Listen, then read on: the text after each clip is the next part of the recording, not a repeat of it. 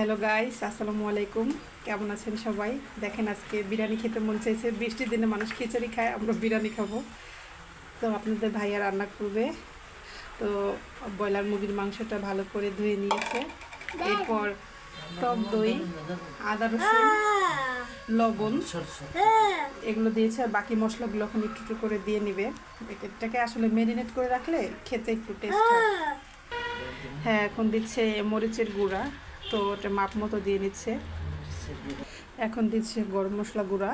এগুলো আমি বাসায় ব্লেন্ডার করে নিচ্ছিলাম। এরপর দিবে ধনিয়া গুঁড়া। এখন দিয়ে নিচ্ছি অল্প একটু সয়া সস। একটু সস, হলুদের গুঁড়াটা বাদে সব কিছুই দিবেন।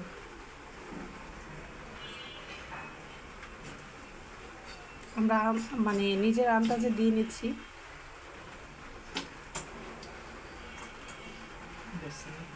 এখন হচ্ছে একটু সয়াবিন তেল দিতে হবে, মানে মশলাটা যেন মাংসের গায়ে ভালোভাবে মিশে, তো এর জন্য আর কি। অল্প একটুই আর কি, হাফ কাপ এরকম।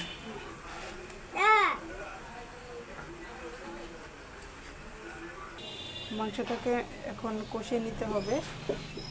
আর এখানে পোলার চাল ধুয়ে নিয়েছি, তো ভালোভাবে কষিয়ে নেব যতক্ষণ না, মানে পুরোপুরি রান্না করব না, কিছুটা সিদ্ধ করে নিতে হবে। পোলাওয়ের চালটা আলাদা কষিয়ে নিতে হবে। আর